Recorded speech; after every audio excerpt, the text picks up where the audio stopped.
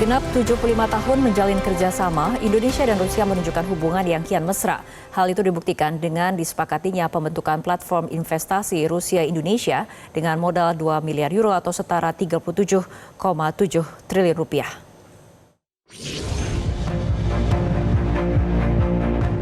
Pertemuan keduanya bukan kali pertama terjadi.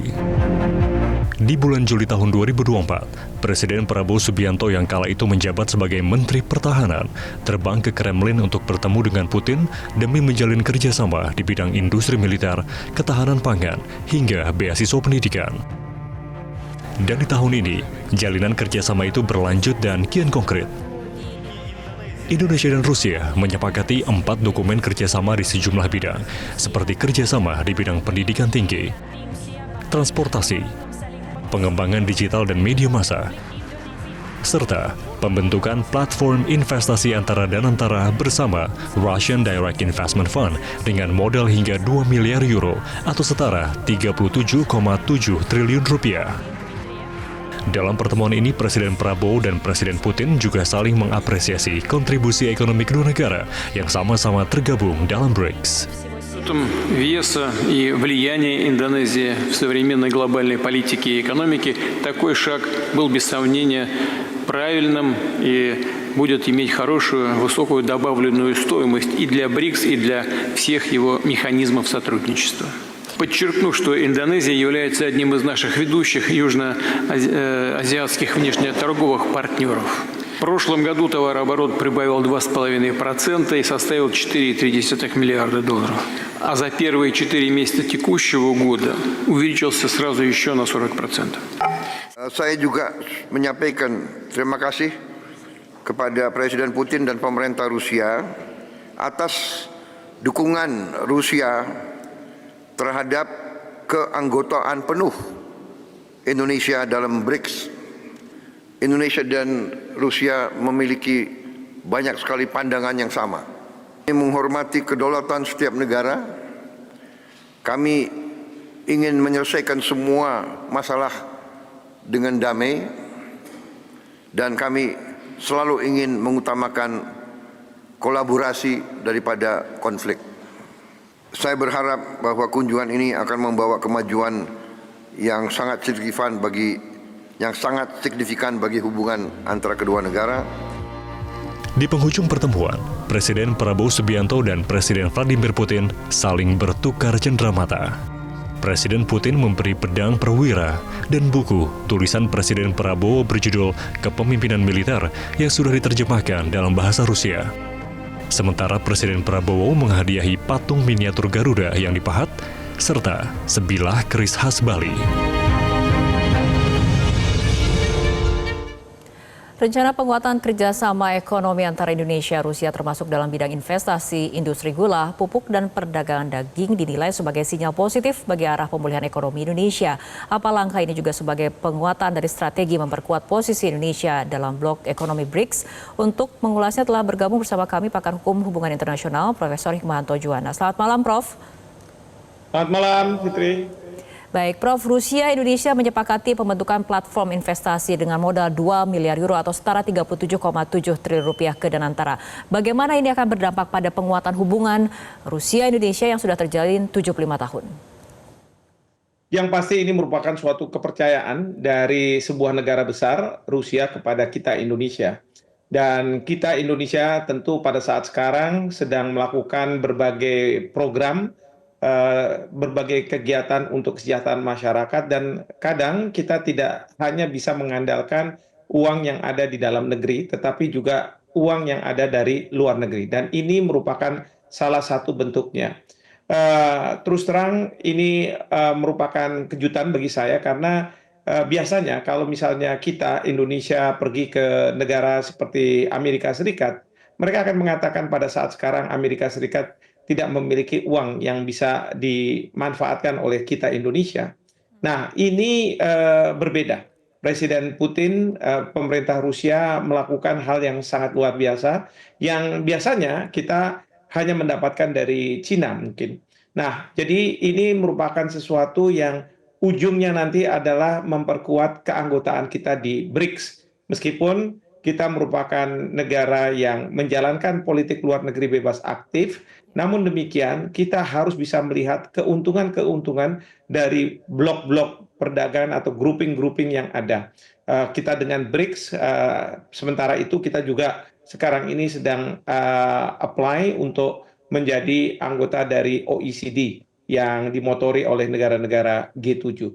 Jadi ini merupakan sesuatu yang positif bagi kita Indonesia untuk memperkuat hubungan kita dengan Rusia dan kemudian menjadikan kita keanggotaan yang bisa mendapatkan manfaat dari BRICS.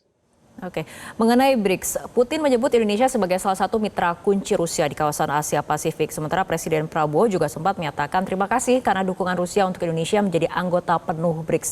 Ini sinyal apa yang kemudian Anda baca di tengah kemudian saling memberikan tanggapan yang positif antara Putin dan juga Presiden Prabowo?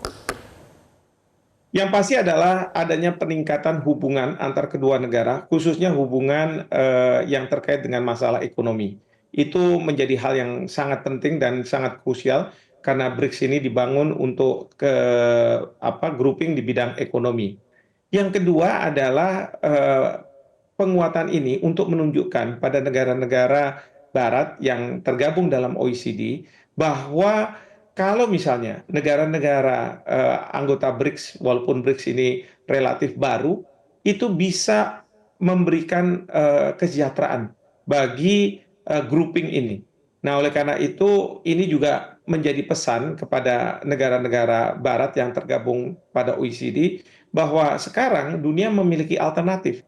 Jadi sekarang perekonomian dunia itu tidak semata-mata ditentukan oleh negara-negara yang tergabung dalam G7 atau OECD, tetapi juga negara-negara yang tidak tergabung dalam OECD. Dalam hal ini BRICS. Jadi ini pesan yang sangat kuat. Dan saya yakin Rusia memang membutuhkan kehadiran Indonesia dalam BRICS, dilihat dari pangsa pasarnya, dilihat dari potensi berkembangnya, dan kemudian juga dilihat dari sumber daya alam yang dimiliki oleh Indonesia.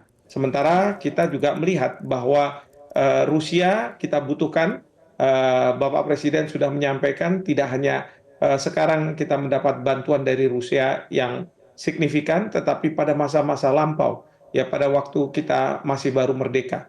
Jadi saya rasa ini merupakan kerjasama yang saling menguntungkan dan mudah-mudahan memang BRICS ini bisa menjadi satu alternatif untuk pertumbuhnya perekonomian dunia dan akan berdampak pada pertumbuhan perekonomian nasional. Baik, Prof, masih mengenai posisi Indonesia di kancah internasional. Ini kan Presiden Prabowo memilih bertemu Putin di Rusia dibanding menghadiri KTT G7 di Kanada. Apakah Anda menilai Indonesia saat ini juga sedang berupaya menjaga keseimbangan posisi Indonesia di tengah rivalitas kekuatan besar?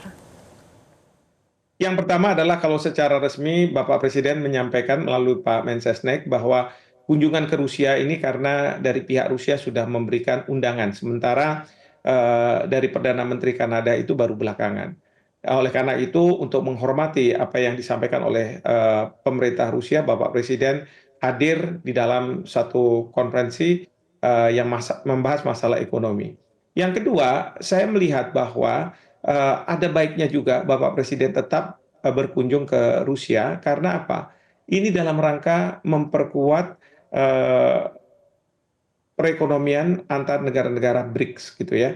Karena kalau misalnya ke OECD, Bapak Presiden hanya didengarkan perspektif dari negara berkembang terkait dengan mungkin masalah pertumbuhan ekonomi dunia.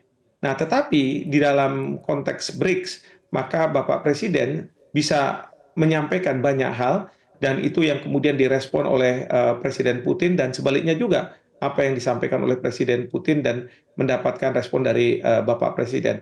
Terlebih lagi kalau misalnya kita lihat tadi dana yang diinjek ke Danantara itu sungguh sangat luar biasa. Sementara kalau Bapak Presiden ada di Kanada tentu hanya berbicara tetapi tidak ada hal yang konkret yang bisa diberikan.